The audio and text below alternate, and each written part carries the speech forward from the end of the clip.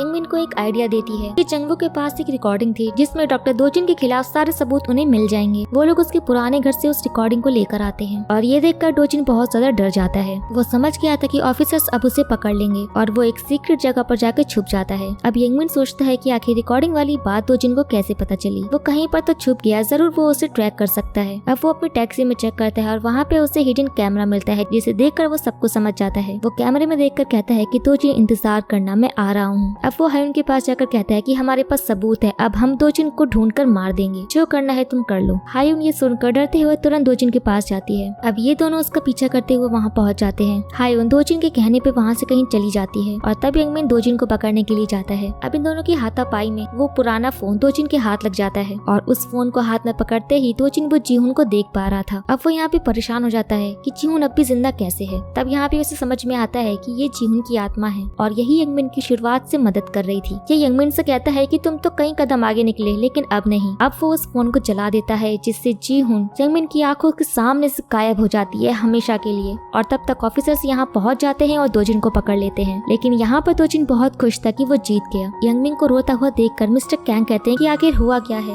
Youngmin बताता है कि आपकी बेटी की आत्मा मेरे साथ थी पर अब वो नहीं रही। शुरुआत से वही मेरी मदद कर रही थी, आपके घर पर भी वो मेरे साथ ही आई थी। अब मिस्टर कैंग उसे अपने साथ लेकर सीक्रेट कमरे में जाते हैं। अब जीहुन को जिंदा देखकर यंगमिन की खुशी का तो ठिकाना ही नहीं रहता, वो बहुत खुश होता है। लेकिन दूसरी तरफ हायुन पुलिस स्टेशन में आकर सारा इल्जाम अपने सर ले लेती है और दोजिन को बचा लेती है। दोजिन को वापस डॉक्टर वाला काम मिल जाता है, लेकिन उस रात हायुन जेल में अपनी जान दे देती है और इस बात से ऑफिसर्स पूरी तरह से शॉक थे। फिर डॉक्टर दोजिन को पता चलता है कि उनके हॉस्पिटल में जीहुन को एडमिट करवाया गया है। वो इतने टाइम से कोमा में कहीं और थी। ये सुनकर वो उसे छुपकर मारने की कोशिश करते हैं ताकि वो अपने से जुड़े सारे सबूतों को खत्म कर सके। लेकिन तभी जीहुन अपनी आंखें खोलती है और उसे हेलो कहती है। दोजिन डर जाता है और यंगमिन उसे पकड़ने के लिए भागता है। सारे ऑफिसर्स और यंगमिन मिलकर दोजिन को पकड़ नहीं पाते। वो सूरी को गन पॉइंट पर लेके वहाँ से भाग निकलता है। इन लोगों के बीच एक लंबी चीज होती है और रास्ते में दोजिन का एक्सीडेंट हो जाता है और इससे वो लोग पकड़ लेते हैं। इसके बाद जीहुन और यंगमिन फाइनली एक साथ आ जाते हैं और दूसरी तरफ जेल में डॉक्टर दोजिन को कुछ आत्माएं आकर एक दर्दनाक मौत देती हैं। ये आत्माएं वही थी जिन लोगों के साथ उसने बहुत बुरा किया था। उन आत्माओं का बदला पूरा हो जाता है। अब जीहुन दोबारा से ऑफिसर वाला काम ज्वाइन कर लेती है, लेकिन सीनियर्स ऑफिसर आज उसे एक दिन का ब्रेक देते हैं और इस बीच वो डेट पर जाती है। अब वो एक इंसान थी। साथ में वो और यंगमिन बहुत एंजॉय करते हैं। यंगमिन अब एक शमन के पास जाता है ये पूछने के लिए कि उसने सारे स्पिरिट्स को देख लिया लेकिन अपनी माँ की नहीं, और शमन बताता है कि वो एक जगह पर कैद है। उनका आखिरी सपना अब तक पूरा नहीं हुआ है, तुम्हें वो वहीं पर मिलेगी। वो दोनों वहाँ के लिए निकल जाते हैं। शमन ने कहा था कि वो जगह एक रेस्टोरेंट होगी। यंगमिन एक खास रेस्टोरेंट पहुँचता है जो कि उसकी मॉम का फेवरेट था और वहाँ पर उसे उसकी मॉम मिलती है, जहाँ पर वो अपने बेटे को इतने टाइम बाद देखकर रोने लगती है। वो कहती है कि मुझे यकीन था कि तुम एक न एक दिन यहाँ पर जरूर आओगे। जीहुन यहाँ पर उनसे माफी मांगती है, जिस पर वो कहती है कि इसमें तुम्हारी कोई गलती नहीं है। जीहुन कहती है कि मैं आपसे वादा करती हूँ कि मैं आपके बेटे का साथ कभी नहीं छोड़ूंगी। प्लीज मुझे माफ कर दीजिए। अगर मैं उस दिन आपसे ना मिली होती तो शायद आज आप जिंदा होती। लेकिन यंगमिन की मॉम उससे कहती है कि इसमें तुम्हारी कोई गलती नहीं है। वहाँ पे वो खुश थी कि उनका बेटा जीहुन के साथ हमेशा खुश रहेगा और यहाँ पर उनकी आखिरी इच्छा पूरी हो जाती है और ये इच्छा थी अपने बेटे के लिए उसका फेवरेट खाना बनाना। और अब यहाँ से वो गायब हो जाती है, उन्हें मुक्ति मिल जाती है। अब नेक्स्ट डे ग्रैंडमा घर पे खाना तैयार कर रही थी और वो इमेजिन कर रही थी कि यहाँ पे यंगमिन अपनी गर्लफ्रेंड को लेकर खाने पर आया है। तभी उनकी आंखें खुलती हैं कि ये तो उनका एक सपना था। तभी डोरबेल बजती है और सच में यंगमिन सामने से ही अपनी गर्लफ्रेंड को खाने पर लेकर आता है और यहाँ पर वो जीहुन को देखकर कहती है कि तुम तो वही सपने वाली लड़की हो और वो उसे गले लगा लेती है। अब लास्ट में जीहुन को एक केस की लीड मिलती है और वो और यंगमिन उस केस को सुलझाने के लिए निकल पड़ते हैं और वो अपनी टैक्सी में एक पैसेंजर लेते हैं जो कि एक घोस्ट निकलती है। जीहुन उसे नहीं देख सकती थी क्योंकि अब वो एक इंसान बन चुकी थी। यंगमिन उन्हें देख पाता है और वो उनसे कहता है कि क्या आपके पास पैसे हैं। वो हाँ बोलती है और जीहुन कहती है कि चलो शुरू करते हैं हमारी घोस्ट टैक्सी। और इसी के साथ ये सीरीज यहाँ पर खत्म हो जाती है। सो गाइस, आपको ये वीडियो कैसा लगा हमें कमेंट करके जरूर बताइएगा। वीडियो को लाइक और चैनल को सब्सक्राइब करना बिल्कुल भी ना भूले। तो अब मिलते हैं नेक्स्ट वीडियो में, तब तक के लिए take care and tata bye bye.